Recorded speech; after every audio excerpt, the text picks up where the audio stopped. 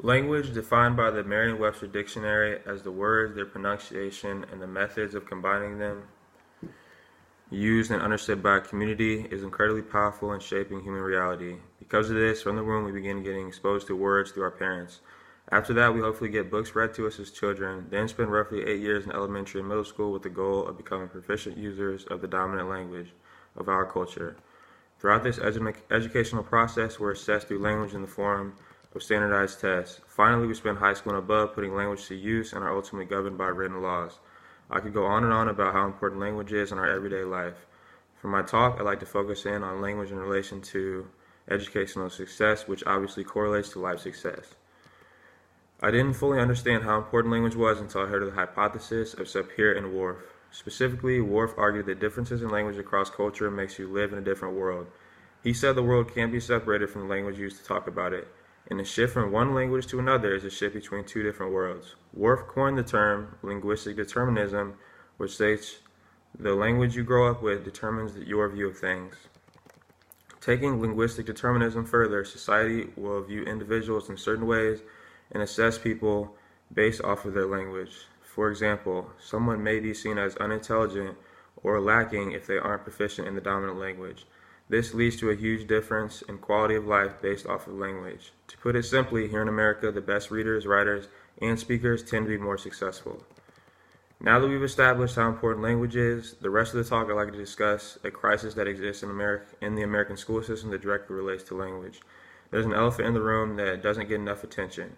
This elephant deals with educating African American children. It's no news that black students aren't achieving at the same level as other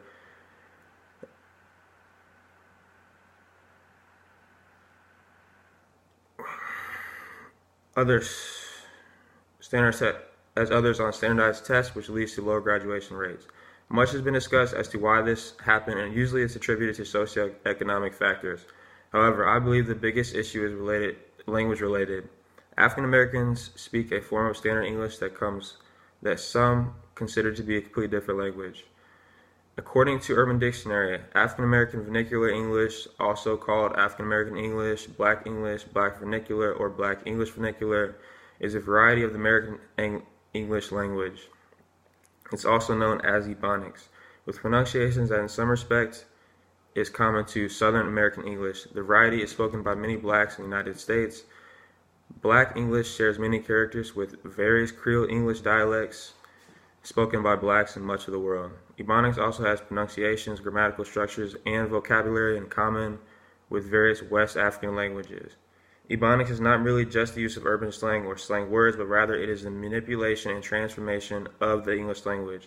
Therefore, students that come from homes that only speak Ebonics should be treated as English language learners. In fact, he or she receives special government-funded programs to focus in on mastery of standard English. In my talk, I'm going to answer the following questions. Why am I credible to speak on Ebonics in relation to the achievement gap? What's the achievement gap?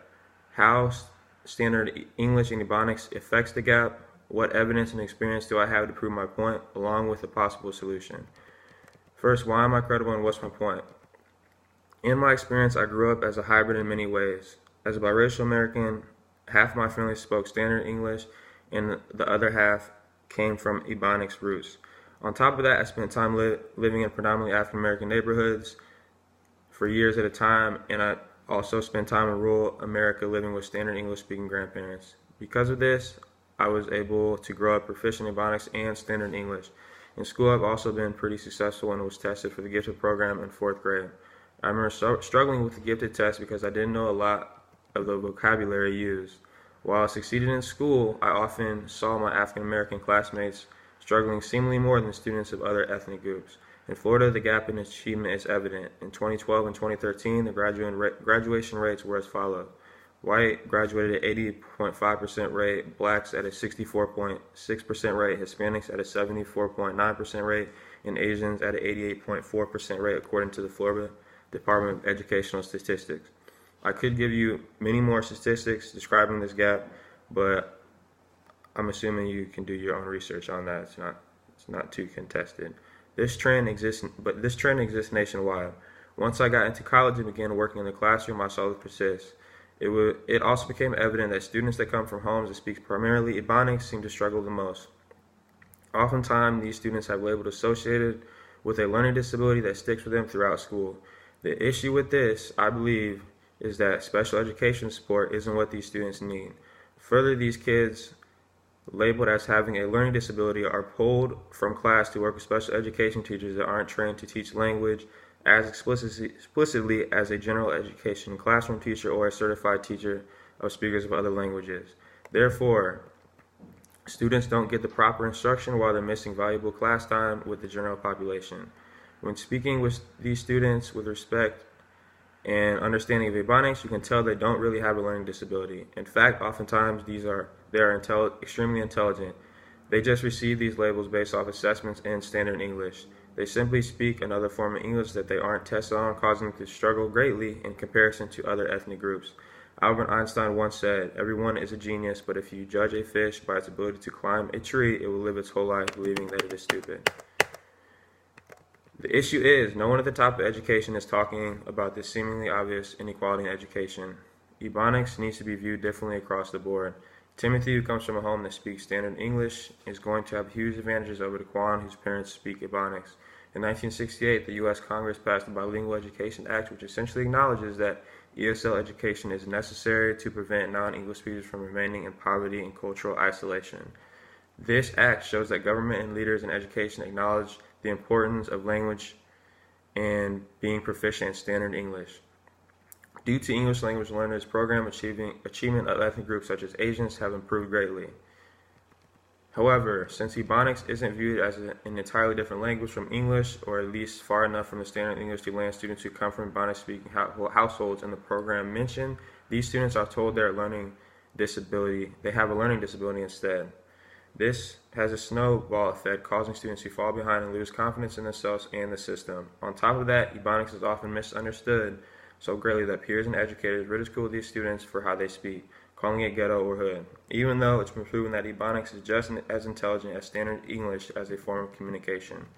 When Ebonics-speaking students are discouraged and told that their language, what they usually have spoken their entire lives, is inferior or wrong, the blame somehow falls on the child for speaking it. It creates resentment and inferiority complexes.